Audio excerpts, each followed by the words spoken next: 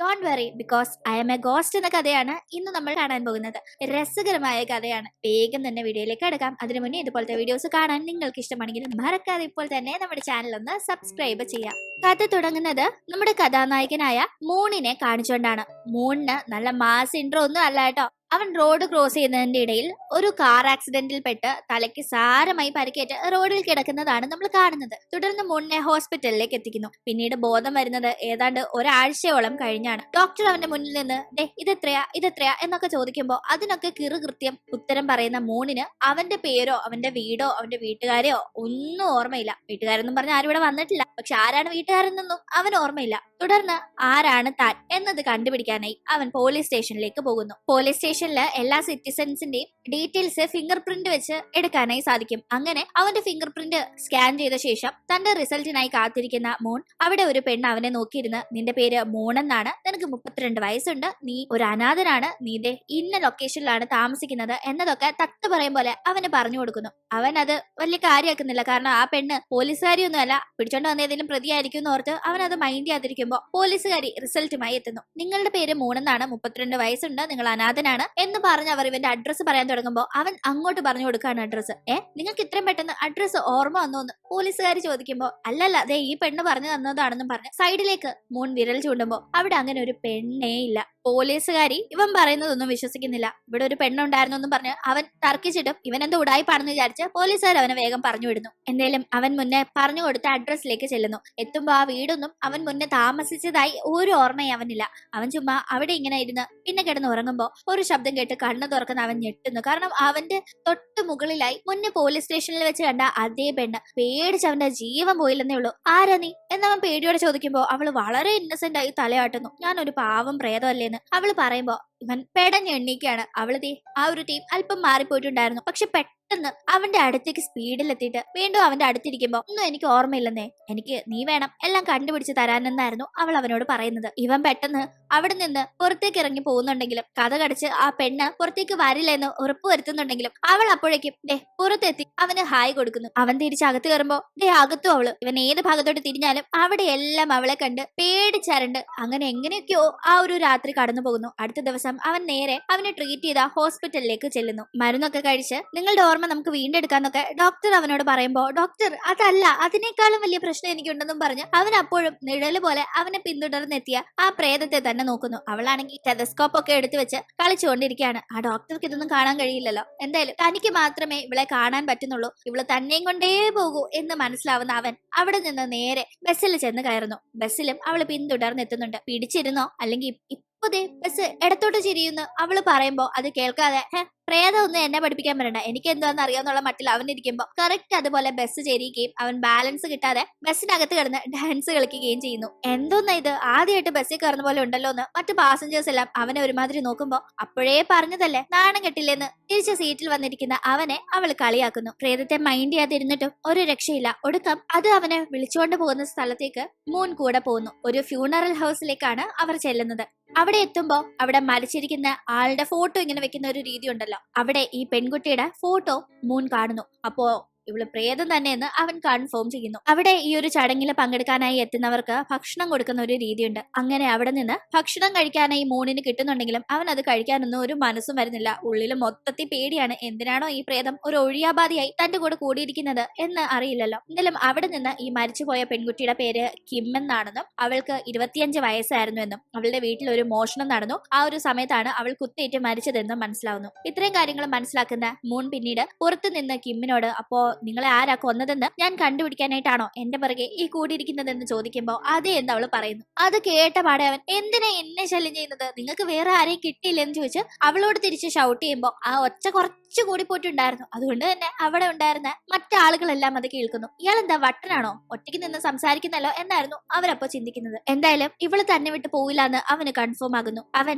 തന്റെ കയ്യിലുണ്ടായിരുന്ന പൊട്ടിയ അവസ്ഥയിലുള്ള ഫോൺ കൊണ്ട് റെഡിയാക്കി എടുക്കുമ്പോഴാണ് അതിലേക്ക് ഒരു കോള് വരുന്നത്. ആ കോളിന്റെ അടിസ്ഥാനത്തിൽ അവൻ ഒരു ഓഫീസിലേക്ക് ചെല്ലുമ്പോൾ അവൻ അവിടെ ഒരു ഡെലിവറി ബോയ് ആയി ജോലി ചെയ്യുകയായിരുന്നു എന്ന് മനസ്സിലാവുന്നു. കുറച്ചു ദിവസം ഇവനെ ജോലിക്ക് കാണാത്തതിന്റെ പേരിൽ ഇവൻ അപകടം പറ്റിയ കാര്യമൊന്നും അറിയാത്ത ആ ഒരു അവിടുത്തെ മാനേജർ അവനെ കണക്കിന് വഴക്ക് പറയുന്നു. അതിനുശേഷം ജോലിക്ക് പറഞ്ഞു വിടുന്നു. അവനാകട്ടെ വണ്ടിയിലെ ഡെലിവറി ജോലിക്കൊക്കെ പോകുമ്പോൾ അവിടെയും നമ്മുടെ കിമ്മ് കയറി ഇരിപ്പുണ്ട്. കിമ്മ് പോകുന്ന വഴിയെല്ലാം മൂണിനെ പറ്റി അവൻ അറിയാത്ത ഓരോ കാര്യങ്ങൾ പറഞ്ഞു കൊടുക്കുന്നു. അവൻ മുന്നേ ജോലിക്ക് പൊക്കോണ്ടിരുന്നപ്പോ അവൻ സ്ഥിരമായി കയറാറുണ്ടായിരുന്ന ഒരു സൂപ്പർ മാർക്കറ്റ്, അവിടെ നിന്ന് അവന്റെ ഫേവറേറ്റ് ഫ്ലേവർ ഡ്രിങ്ക്സ് ഏതാണ് എന്നതൊക്കെ തന്നെ. അവൻ അതൊന്നും വിശ്വസിക്കുന്നില്ല. കാരണം ഇതൊരു പ്രേതമാണ്. ഓൾറെഡി ഇത് മരിക്കുന്നതിന് മുന്നേ ഈ കിമ്മിനെ തനിക്ക് അറിയില്ല. പിന്നീട് എങ്ങനെ ഇവൾക്ക് തന്റെ കാര്യം അറിയാം എന്ന ഡൗട്ട് ആയിരുന്നു അവനെങ്കിലും ഇവൻ സ്ഥിരമായി കയറുന്നു എന്ന് അവള് പറഞ്ഞ ആ ഒരു സൂപ്പർ മാർക്കറ്റിൽ അവൻ കയറുമ്പോൾ അവിടുത്തെ സ്റ്റാഫ് ഇവനൊരു സ്ഥിരം കസ്റ്റമർ ആയതുകൊണ്ട് തന്നെ ഇവൻ സ്ഥിരം അവിടുന്ന് കുടിക്കാറുള്ള ഒരു ഫ്ലേവർ ഡ്രിങ്ക്സ് എടുത്ത് കൊടുക്കുമ്പോൾ അത് തന്നെയായിരുന്നു അവള് മുന്നേ പറഞ്ഞതെന്ന് മനസ്സിലാക്കുന്ന അവൻ ആകെ അമ്പരന്ന് പോകുന്നു. അതിനുശേഷം അവനെയും കൂട്ടി കിമ്മ പോകുന്നത് ഒരു ഫ്ലവർ ഷോപ്പിലേക്കായിരുന്നു.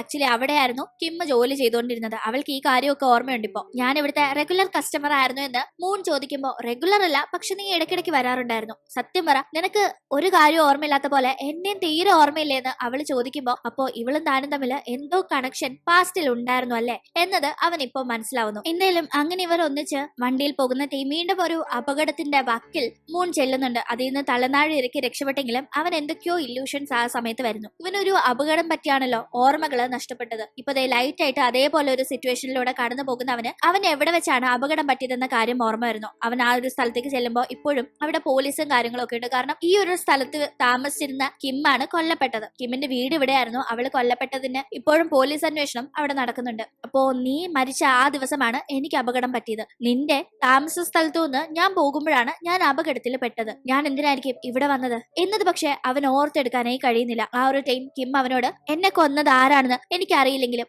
അവസാനമായി എന്റെ ജീവൻ എന്നിൽ നിന്ന് നഷ്ടപ്പെടുന്നതിന് മുന്നേ ഞാൻ കണ്ട മുഖം നിന്റേതാണ് എന്നത് തീർച്ച. അതുകൊണ്ടാണ് ഞാൻ ഒരു പ്രേതമായി മാറിയ ശേഷം നിന്റെ അടുത്തേക്ക് ഞാൻ വന്നു പെട്ടത്. നിനക്ക് മാത്രം എന്നെ ഇപ്പോ കാണാൻ കഴിയുന്നത്. ഇത്രയും കാര്യങ്ങളെ എനിക്കിപ്പോ പറയാൻ അറിയൂന്ന് കിം അവനോട് പറയുമ്പോൾ അവൻ അപ്പോഴും എന്തിനായിരിക്കും താൻ ഇവിടെ വന്നതെന്ന് ആലോചിച്ച് മനസ്സിലാക്കാനേ സാധിക്കുന്നില്ല. എന്തായാലും അവിടെ തത്തിക്കളിച്ച് നിൽക്കുന്ന മൂണിനെ പോലീസുകാർ കണ്ട് ക്രൈം സീനില് സംശയാസ്പദമായി എന്തിനാണ് നിൽക്കുന്നത് എന്ന് ചോദ്യം ചെയ്യുമ്പോൾ ഞാനൊരു ഡെലിവറി ബോയ് ആണ്, എനിക്ക് ഈ കൊലയുമായി ബന്ധപ്പെട്ട് ഒന്നും തന്നെ അറിയില്ല എന്ന് മൂൺ പറയുന്നു. മൂൺ ആ ഒരു ദിവസം ഈ ഒരു അപ്പാർട്ട്മെന്റിന്റെ അവിടെ പരിസരത്ത് പോയതിനുള്ള തെളിവുകളുണ്ട് പോലീസിന്റെ കയ്യിൽ. പക്ഷെ അവൻ അവിടെ കൊന്നു അല്ലെങ്കിൽ അവൻ ആരുടെങ്കിലും കൊലയ്ക്ക് കൂട്ടുനിന്നു എന്നതിന്റെ തെളിവുകളൊന്നും തന്നെ ഇല്ല. അതുകൊണ്ട് തന്നെ പോലീസുകാർ അവനെ ജസ്റ്റ് ഒന്ന് ക്വസ്റ്റ്യൻ ചെയ്ത് വിട്ടയക്കുന്നു. അങ്ങനെ പോലീസ് സ്റ്റേഷനിൽ നിന്ന് മൂൺ ഇറങ്ങി പോകുന്നതൊക്കെ മറിഞ്ഞിരുന്ന ഒരാളെ ശ്രദ്ധിക്കുന്നത് നമുക്ക് കാണാം. മൂണാകട്ടെ താൻ അന്ന് കിം താമസിച്ചിരുന്ന സ്ഥലത്ത് പോയിരുന്നു. ഒരു പക്ഷെ അത് ഡെലിവറി ജോലിക്കായിട്ടായിരിക്കാം എന്ന നിഗമനത്തിൽ അവന്റെ ജോലി സ്ഥലത്തെത്തി ആ ദിവസം എന്ത് ഡെലിവറിക്കാണ് ഇവൻ പോയത് എന്നതിന്റെ ഡീറ്റെയിൽസ് എടുക്കുമ്പോൾ അന്ന് ഇവൻ ആ ഒരു സമയത്ത് ഒരു ഡെലിവറിക്കും ആ ഒരു സ്ഥലത്ത് പോയിട്ടില്ല. അന്നത്തെ ദിവസം ഇവൻ ജോലി ചെയ്ത് നേരത്തെ ഇറങ്ങിയിരുന്നു എന്ന കാര്യം മനസ്സിലാവുന്നു. അങ്ങനെ ആ ഒരു സമയത്ത് എങ്ങനെ ഇനി എവിടുന്ന് അന്വേഷിച്ചു തുടങ്ങുമെന്ന് അറിയാതെ മൂൺ ഇരിക്കുമ്പോഴാണ് കിം അവനോട് ഒരു കാര്യം പറയുന്നത്. ഒരു ദിവസം മൂൺ അവന്റെ ജീവിതം അവസാനിപ്പിക്കാനായി വെള്ളത്തിലേക്ക് എടുത്ത് ചാടി. ആ ഒരു സമയത്ത് അത് കാണുന്ന കിമ്മാണ് അന്ന് നീന്തൽ അറിയാതെ വെള്ളത്തിൽ ചാടി മരിക്കാൻ നോക്കിയ അവനെ രക്ഷിച്ച് കരയിലേക്ക് കൊണ്ടുവന്നത്. അന്ന് മരിക്കുന്നത് ഭീരുക്കളാണെന്നൊക്കെ അവനെ വായിൽ വന്നതൊക്കെ പറഞ്ഞ് അവള് പോവുകയും ചെയ്തിരുന്നു. പിന്നീട് കുറച്ചു നാൾ കഴിഞ്ഞ് ഇവൾ ആ ഒരു ഫ്ലവർ ഷോപ്പിന്റെ ഇനോഗ്രേഷന്റെ ഒരു പ്രൊമോഷന് വേണ്ടി പല കടകളിലും കയറി ഇറങ്ങി പൂക്കൾ വിതരണം ചെയ്യുന്ന കൂട്ടത്തിൽ ഈ ഒരു സൂപ്പർ മാർക്കറ്റിലും വന്നിരുന്നു. ഇവൻ സ്ഥിരമായി കയറുന്ന സൂപ്പർ മാർക്കറ്റ്. അന്ന് അവിടെ വെച്ച് ഇവനെ വീണ്ടും കണ്ടു. ഇവൻ ഇവളെ രക്ഷിച്ചതായിട്ടൊന്നും അങ്ങനെ വ്യക്തമായ ഓർമ്മയൊന്നും ഇല്ലെങ്കിലും അവള് കൊടുത്ത പൂ അന്ന് അവൻ വാങ്ങിച്ചിരുന്നു. അവൾക്കാണെങ്കിൽ മരിക്കാൻ പോയ ഒരാളെ താൻ ജീവിതത്തിലേക്ക് കൊണ്ടുവന്ന് അയാളതെ ഇപ്പോ ഓരോ ജോലിയൊക്കെ ചെയ്ത് ജീവിക്കുന്നല്ലോ എന്ന ഒരു ആത്മസംതൃപ്തിയായിരുന്നു അവനെ കാണുമ്പോൾ ഉണ്ടായത്. പിന്നീട് നീ ആ സൂപ്പർ മാർക്കറ്റിൽ വരുന്ന സമയം മനസ്സിലാക്കി അവിടേക്ക് ഞാനും വരാറുണ്ടായിരുന്നു. ആക്ച്വലി എനിക്ക് നിന്നെ കണ്ടപ്പോഴേ ഒരുപാട് ഇഷ്ടപ്പെട്ടു. അതുകൊണ്ട് നിന്നെ കണ്ടൊരു പരിചയം ഉണ്ടാക്കി നിന്നെ ഞാൻ എന്റെ ബർത്ത്ഡേക്ക് ഒരു ദിവസം എന്റെ അപ്പാർട്ട്മെന്റിലേക്ക് ക്ഷണിച്ചു. യഥാർത്ഥത്തിൽ ആ ദിവസം തന്നെയാണ് ഞാൻ മരണപ്പെട്ടത്. അങ്ങനെ ഞാൻ ക്ഷണിച്ചത് പ്രകാരമാണ് നീ ആ ദിവസം എന്റെ അപ്പാർട്ട്മെന്റിന്റെ അവിടേക്ക് എത്തിയത്. ഇപ്പൊ നിനക്ക് മനസ്സിലായില്ലേ നീ എന്നെ എങ്ങനെ എത്തിയതാണെന്നെല്ലാം അവള് പറയുമ്പോ ഇത്രയും അറിഞ്ഞിട്ടും നീ എന്താ ഇത്രയും നേരം ഇതൊന്നും പറയാതെ എന്നെ കൊണ്ട് തന്നെ ഇതെല്ലാം അന്വേഷിപ്പിച്ചുകൊണ്ടിരുന്നതെന്ന് അവൻ കുറച്ച് ദേഷ്യത്തോടെ ചോദിക്കുമ്പോ അത് പിന്നെ ഞാൻ നിന്നോട് ഓരോ കാര്യങ്ങൾ പറഞ്ഞ് നിന്നെ ഓർമ്മപ്പെടുത്താതെ നീയായി തന്നെ എന്നെ ഓർത്തെടുക്കണമെന്ന് എനിക്കൊരു ആഗ്രഹം തോന്നി. അത്രയ്ക്ക് ഞാൻ ജീവിച്ചിരുന്ന ടീം എനിക്ക് നിന്നെ ഇഷ്ടമായിരുന്നു എന്ന് അവള് പറയുമ്പോ അവനത് വളരെ വിഷമത്തോടെ കേട്ടിരിക്കുന്നു. അവനെ ഒരു സമയം അവൻ പോലും അറിയാതെ ഒരുപാട് ഇഷ്ടപ്പെട്ടിരുന്ന ആ പെൺകുട്ടി ഇന്നതേ അവന്റെ മുന്നിൽ ഒരു പ്രേതമായല്ലേ ഇരിക്കുന്നത്. അവന്റെ മുഖഭാവം കണ്ട് നമുക്ക് ഡേറ്റ് ചെയ്താലോ എന്ന് അവള് ചോദിക്കുമ്പോ ഒരു പ്രേതത്തെ എങ്ങനെ ഡേറ്റ് ചെയ്യുന്നുള്ള അങ്കലാപ്പിലായിരുന്നു അവൻ ഇരുന്നത്. അങ്ങനെ പിന്നീട് പോലീസുകാരി മൂണിനെ കോണ്ടാക്ട് ചെയ്ത് കണ്ട് സംസാരിക്കുന്നു. ചോദിക്കുന്നു. നിങ്ങൾ അന്ന് ആ ഒരു സ്ഥലത്തേക്ക് ഡെലിവറിക്ക് പോയതാണെന്നല്ലേ മൊഴി തന്നത്? പക്ഷെ അന്നത്തെ ദിവസം നിങ്ങൾക്ക് അങ്ങനെ ഒരു ഡെലിവറിയും ഉണ്ടായിരുന്നില്ല. എന്തിനാ കള്ളം പറഞ്ഞത്? എന്തിനാ അങ്ങോട്ട് പോയത് എന്നിങ്ങനെ പോലീസുകാർ ചോദിക്കുമ്പോൾ ആ കൊല്ലപ്പെട്ട പെൺകുട്ടിയുടെ ബർത്ത്ഡേ ആയിരുന്നു അന്ന്. അവൾ വിളിച്ചത് പ്രകാരമാണ് ഞാൻ പോയതെന്ന് കിം പറഞ്ഞുള്ള അറിവിൽ മൂൺ പറയുമ്പോൾ നിങ്ങൾക്ക് ഓർമ്മകൾ തിരിച്ചു വന്നോ എന്ന് പോലീസുകാർ ചോദിക്കുന്നു. ഇല്ല,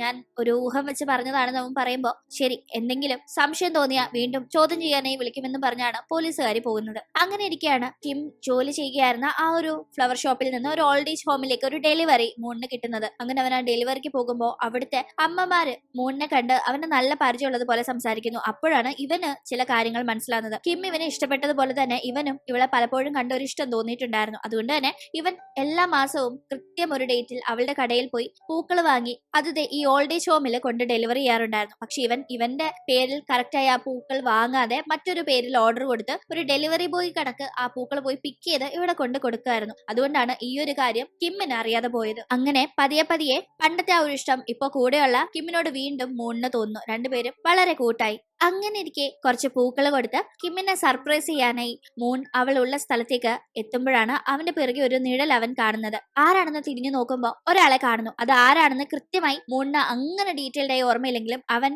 ഇപ്പൊ ഈ കാര്യങ്ങൾക്ക് ശേഷം ജോലി സ്ഥലത്ത് വെച്ച് ഇടയ്ക്ക് അവിടുത്തെ എംപ്ലോയീസിന്റെ ലിസ്റ്റ് യാദൃശികമായി കണ്ടപ്പോൾ അതിൽ ഈ പയ്യനെ കണ്ടത് ഓർക്കുന്നു. അവന്റെ പേര് ജീവൂൻ എന്നാണ്. ജീവൂൻ മൂണിനെ കണ്ടപാടെ എടാ, നമ്മൾ മോഷ്ടിക്കാൻ പോയെടുത്ത് ചില പ്രശ്നങ്ങൾ ഉണ്ടായെങ്കിലും നീ ഒന്നും തന്നെ പോലീസിനോട് പറയരുത്, കെയർഫുൾ ആയിട്ടിരിക്കണം, ഒന്നും വിട്ടു പറയരുത് എന്നൊക്കെ പറഞ്ഞ് പെട്ടെന്ന് അതിലൂടെ ഒരു പോലീസ് വണ്ടിയുടെ ശബ്ദം കേൾക്കുമ്പോൾ വേഗം അവിടെ നിന്ന് ഓടി മറയുന്നു. മൂണിനകട്ടെ ഈ ജീവൻ എന്താ ഈ പറഞ്ഞത് എന്നതൊന്നും മനസ്സിലാവാത്തതിനെ തുടർന്ന് ജീവൻ ആരാണ് എന്താണ് എന്ന ഡീറ്റെയിൽസ് എടുക്കുമ്പോൾ അനാഥകളായിരുന്ന ജീവനും മൂണും ഒന്നിച്ചാണ് ഒരു സഹോദരങ്ങളെ പോലെ ഇത്രയും നാള് ജീവിച്ചിരുന്നത്. അവർ ഒരേ സ്ഥാപനത്തിലാണ് ഡെലിവറി ബോയ്സായി ജോലി ചെയ്തിരുന്നത് എന്ന കാര്യമൊക്കെ അവന് മനസ്സിലാവുന്നു. അപ്പോഴും എന്താണ് ഇവൻ പറഞ്ഞതിന്റെ പൊരുൾ എന്നതറിയില്ല. ജീവനുമായി ബന്ധപ്പെട്ടാണ് എന്തോ സംഭവിച്ചിട്ടുള്ളത് എന്നോർക്കുന്ന മൂൺ അവനെ പറ്റി പോലീസിന് ഇൻഫർമേഷൻ കൊടുക്കുന്നു. തുടർന്ന് ജീവനെ തന്ത്രപരമായി മൂൺ ഒരു സ്ഥലത്തേക്ക് വിളിച്ചു വരുത്തി അവിടെ മറിഞ്ഞിരുന്ന പോലീസുകാർ അവനെ പിടിക്കാനായി നോക്കുമ്പോൾ ഞാൻ ഒറ്റയ്ക്കല്ല, ഇവനും ഉണ്ടായിരുന്നു, ഇവൻ ആ പെണ്ണിനെ കൊന്നത്, ഞാനല്ല എന്നെല്ലാം ജീവൻ അവിടെ കിടന്ന് ആക്രോശിക്കുമ്പോൾ ഞാൻ അവളെ ഒരുപാട് ഇഷ്ടപ്പെട്ടിരുന്നതാ, എന്തിനു കൊന്നു എന്ന അങ്കലാപ്പിൽ ഇത് കേട്ട് മൂൺ നിൽക്കുന്നു.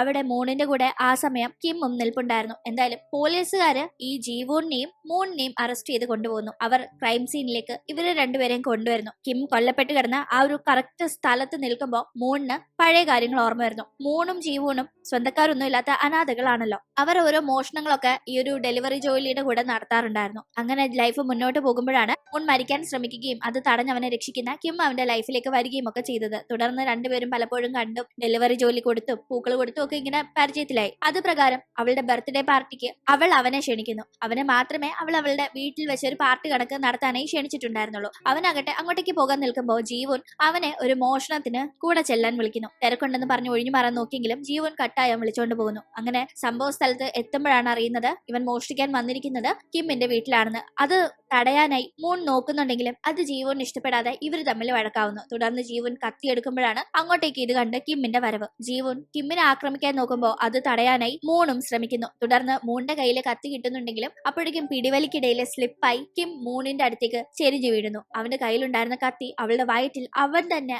അറിയാതെ കുത്തുന്നു. ഒരിക്കലും അറിഞ്ഞുകൊണ്ടല്ലെങ്കിലും അവൻ തന്നെയാണ് അവളെ കുത്തിയത്. അങ്ങനെ അവൾ അവന്റെ കുത്തേറ്റ് വീണ് മരിക്കുമ്പോൾ പെട്ടെന്ന് വളരെ പാനിക് ആകുന്ന അവൻ ഒരു ഭ്രാന്തനെ പോലെ അവിടുന്ന് ഇറങ്ങി ഓടിയ സമയത്താണ് അവൻ ആ കാർ അപകടം സംഭവിച്ചത്. അപ്പോഴാണ് നമ്മൾ ഒരു ഫ്ലാഷ് ബാക്ക് കാണുന്നത്. യഥാർത്ഥത്തിൽ അന്ന് മൂൺ മരിക്കാനായി വെള്ളത്തിലേക്ക് ചാടുന്നത് കണ്ട് കിം അവനെ രക്ഷിക്കാനായി വെള്ളത്തിലേക്ക് ചാടിയെങ്കിലും വെള്ളത്തിൽ ചാടിയ ഉടനെ തന്നെ അവളുടെ ബോധം പോയിട്ടുണ്ടായിരുന്നു. അത് കണ്ട് കിമ്മാണ് അവളെയും എടുത്തുകൊണ്ട് കരയിലേക്ക് വന്നത്. ബോധരഹിതയായി കിടന്ന അവൾക്ക് കൃത്രിമ ശ്വാസം കൊടുത്ത് അവൻ അവൾക്ക് ബോധം വരുത്തി. പക്ഷെ അവളുടെ ചുണ്ടോട് ചുണ്ട് മുത്തിയല്ല ഈ ഒരു കൃത്രിമ ശ്വാസം കൊടുക്കുന്നത്. അപ്പൊ അവൾ എന്ത് വിചാരിക്കുന്നുള്ള പേടിയിൽ ഇവൻ ബോധം കെട്ടതുപോലെ കിടന്നപ്പോ അവളുടെ വിചാരം ഇവളാണ് വെള്ളത്തിൽ വീണ് ഇവനെ രക്ഷിച്ചുകൊണ്ട് വന്നതെന്നാണ്. അതുകൊണ്ടാണ് അവൾ ആ ഒരു രീതിയിൽ കാര്യങ്ങൾ സംസാരിച്ചത്. ഈ ഒരു കാര്യം ഇപ്പോഴും അവൾക്കറിയില്ല. ആ ഒരു സംഭവത്തിന് ശേഷം ഇവളെ കാണുമ്പോഴെല്ലാം അവന് ഇവൻ രക്ഷിച്ച പെൺകുട്ടിയാണ് അവൾ എന്ന കാര്യം ഓർമ്മയുണ്ട്. ഒപ്പം ഇവളും ഇവന്റെ ജീവൻ രക്ഷിക്കാനാണല്ലോ വെള്ളത്തിൽ ചാടിയത്. അങ്ങനെ എപ്പോ തൊട്ടേ കിം മൂണിനെ ശ്രദ്ധിച്ച് ഇഷ്ടപ്പെടാൻ തുടങ്ങിയോ അതേപോലെ ഇഷ്ടം മൂണിന് തിരിച്ച് കിമ്മിനോടും അന്ന് തൊട്ടേ ഉണ്ടായിരുന്നു. പക്ഷെ രണ്ടുപേരും ആ ഒരു പാർട്ടിയിൽ ഒന്നിച്ച് പങ്കെടുത്തിരുന്നെങ്കിൽ ഒരു പക്ഷെ ഇവർ ഒന്നിച്ചേനെ. പക്ഷെ വിധി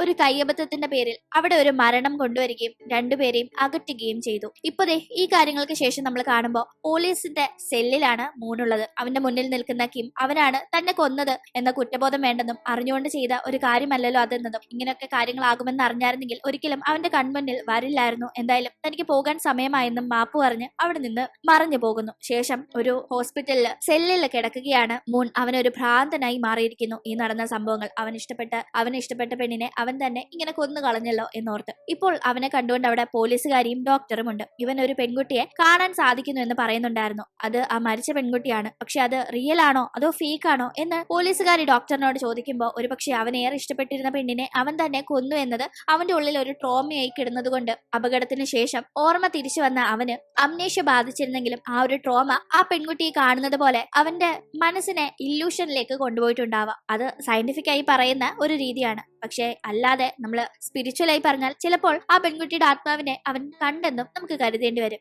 രണ്ടിലേതുമാകാൻ ചാൻസ് ഉണ്ടെന്ന് ഡോക്ടർ പറയുന്നു. ഇതേ സമയം ഇപ്പോൾ ഒരു ഭ്രാന്തനായി ആ സെല്ലിൽ കിടക്കുന്ന മൂണിന് വീണ്ടും കിം തന്റെ അടുത്ത് ഇരിക്കുന്നതായി കാണാം. യഥാർത്ഥത്തിൽ കിം ഒരു പ്രേതമായി വന്ന് മൂണിനെ കൊണ്ട് അവൻ ചെയ്ത കൊലപാതകം തെളിയിപ്പിച്ചതാണോ അതോ ഇതെല്ലാം തെറ്റ് ചെയ്ത കുറ്റബോധത്തിന്റെ പേരിൽ അവന്റെ മനസ്സിൽ വന്ന തോന്നലുകളാണോ എന്നത് കൃത്യമായി പറയാതെ വളരെ സങ്കടപ്പെടുത്തിയ ഇവരുടെ പ്രണയകഥ ഇവിടെ അവസാനിക്കുന്നു. ഇന്നത്തെ ഈ ഒരു വീഡിയോ നിങ്ങൾക്ക് ഇഷ്ടപ്പെട്ട് കാണുമെന്ന് പ്രതീക്ഷിക്കുന്നു. ഇഷ്ടപ്പെട്ടെങ്കിൽ മറക്കാതെ വീഡിയോ ലൈക്ക് ചെയ്തും ഷെയർ ചെയ്തും സബ്സ്ക്രൈബ് ചെയ്തും സപ്പോർട്ട് ചെയ്യുക. വീണ്ടും കാണും വരെ ബൈ.